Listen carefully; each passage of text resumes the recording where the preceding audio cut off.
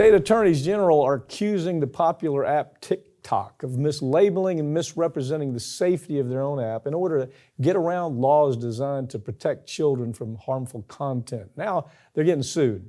I've got Ring of Fire's Farron Cousins with me to talk about it.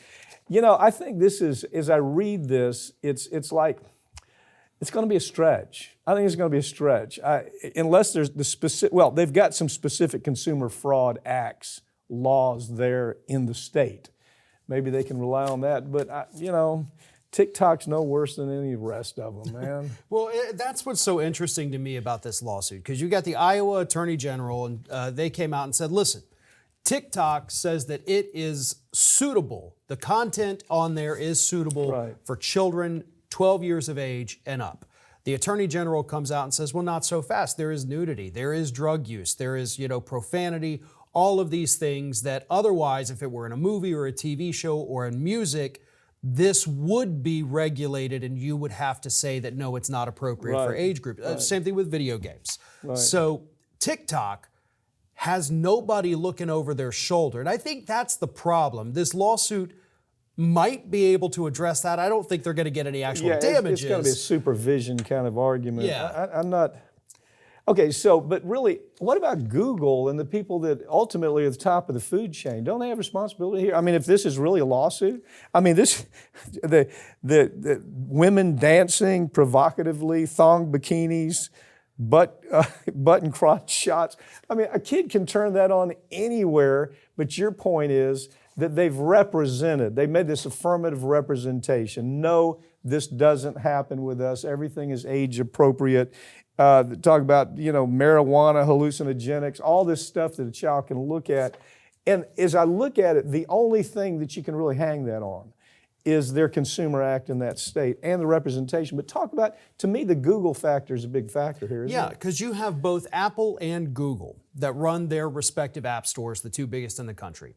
And what they do is they say, okay, you've got an app, wonderful. Why don't you tell us who this is suitable for? We'll take your word for it, slap it on there so parents can see, oh, this is 12 and up, you're 12 and up, here you go. But the responsibility to me doesn't necessarily fall on TikTok.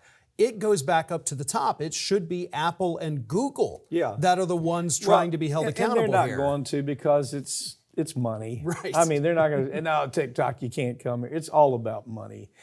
So this case probably isn't going to go anywhere unless there's some, I can see it maybe settling with some kind of mild kind of agreement between the AG and the state, but I'm just not seeing this as a real case. No, it almost seems like it's a confusion of some of the legitimate cases that are out there against TikTok and other social media companies. This stuff is protected by 230. Right. Yeah. Iowa says, hey, let's get in on this, and then they just miss the field goal on it, and it is what it is. Yeah, I think kids can find most of the stuff that they're complaining about anywhere. We're only a few weeks into the new year, but drug companies aren't wasting any time raising their prices. So far in 2024, close to 800 different drugs have had their prices raised, and more price increases are planned for later this year. All right, wow. Okay, first of all, what are the drugs that they're raising prices on? Okay, Trikafta, for example. Okay, is it Trikafta? Yeah, Trikafta. It's a cystic fibrosis drug, okay? It cost $26,000 for a 28-day supply.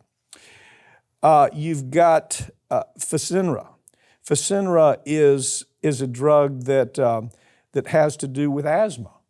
Kids suffering from asthma.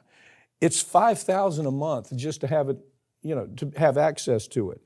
Look, I'm so tired of hearing these drug companies. This is, it's research and development. Bullshit. This is not research and development issues. This is they're spending money advertising. I mean, if you turn on the television, every 3 minutes there's a drug advertisement. So that's where the money is being spent. Yeah.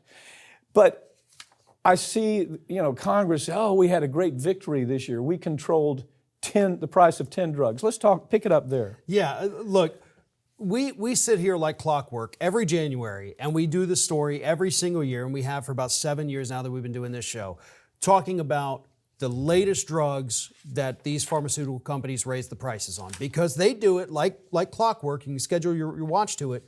They raise the prices every single January. Now, what most people don't pay attention to is that they do it again in June or July. They make the big headlines in January for about a day and a half. Everybody forgets about it. They're going to do it again middle of the year. They do it every year. You and I have been following this long enough. We see the patterns emerge here. And people may think, okay, well, look at some of these prices. They're only raising them 4% here, maybe 6%, some of them 10%. But when you do that every single year, that 4 to 8 to 16, we're talking about in the span of less than a decade, the prices of these drugs will be 100% more than what they are today. Right. Because they can get away with it and nobody's stopping them. This year it's 10%. Yeah. Okay. It's usually 6%, 5%. This year it's 10%. They're just going for it. And we don't, U.S. government, here's their argument. Well, it's okay because insurance pays it. Well, really? That's the whole problem with the healthcare system. Well, let's just pass it on the insurance company. They're going to pay it. With PBMs, we've talked about before, there is no way to control this. PBM is, it's just almost like mobsters moving into the pharmaceutical industry. That's what a PBM is. It is absolute mobster quality kind of work. And we've got several cases pending against PBMs right now. Most people don't even know what a PBM is. Talk about that a little bit. Yeah, the pharmacy benefit manager, and we've discussed it, recently. And what they do is they kind of act as the middle person between the pharmacies and the insurance companies, as well as the drug companies. But what most people don't understand is that these people get a cut.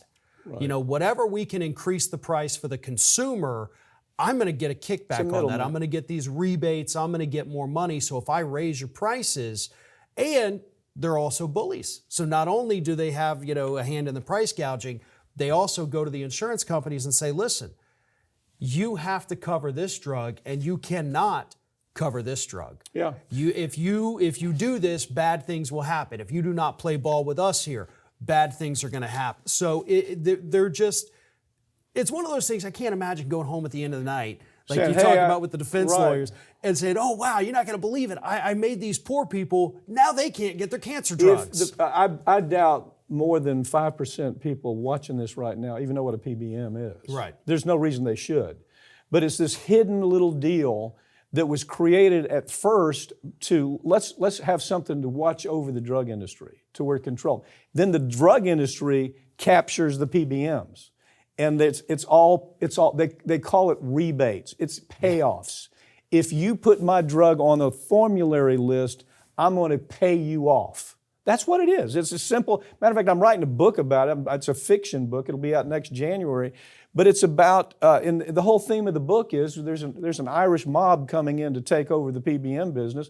And all they're saying, well, all we're doing is displacing Wall Street. Because that is absolutely the truth. Yeah. It is a corrupt system that we have let stand now for decades and nobody will do anything about it. Most people have no clue why this happens. Why are these drug prices able to go up like this? And part of it is the PBMs are involved in it, aren't they? Yep.